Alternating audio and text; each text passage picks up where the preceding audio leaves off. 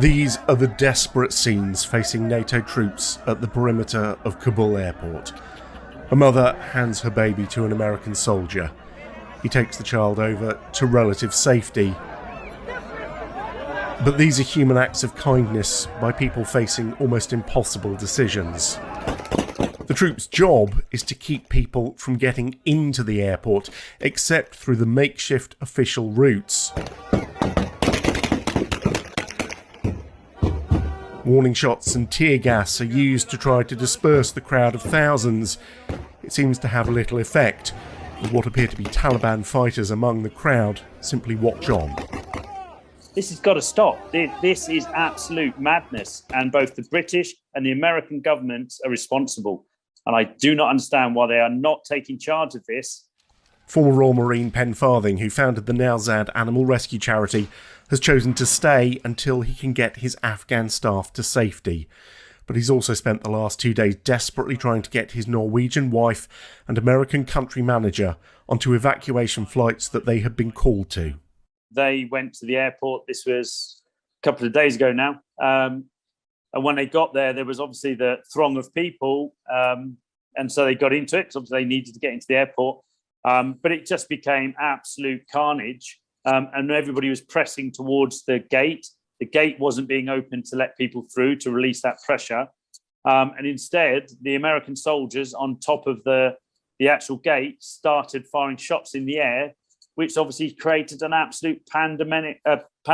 And they managed to get back out to a safe house that night. And then they got back here to Nowzad late last night. We actually left very, very early this morning. And we managed to get them through before the throng of crowds actually arrived for, daylight hours. So we took a bit of a risk going in the dark, but we managed to get them through. So my wife, my country manager, and her little boy are most likely out of here now. It's clear that even for those who have a place on a flight, getting into the airport is the biggest obstacle to leaving Afghanistan. And time is critical. No one knows how long the Taliban will allow the evacuation operation to last. There have been reports of planes leaving empty. The Defence Secretary has denied that's happened on any RAF flights.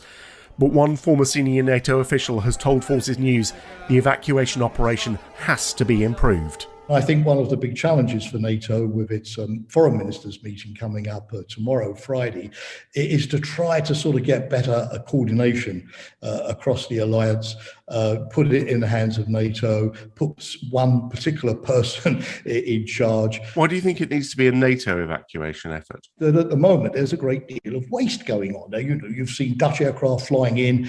The Americans apparently were not allowing the Dutch nationals to go into the airport. And then half an hour later, that Dutch aircraft was flying out with almost nobody on board. So what NATO can do is ensure that if there's a Polish aircraft with 30 spare seats, it doesn't take off without 30 Belgians or Dutch or Lithuanians being put on board. Amid this chaos, there is some burden sharing going on. 76 Australians were on board one recent RAF flight, and the UK says it always offers up any spare capacity to other nations. But the planes can only be filled if people can actually get to them. Down at the airport, it is absolutely just a humanitarian disaster that is just getting worse and worse every day. And I'm sick to death now of listening to politicians from both sides of the pond say, no, it's fine, we're getting people out. They're getting people out, but only the lucky ones who are able to basically crawl their way through the throng of people and actually get themselves inside that airport.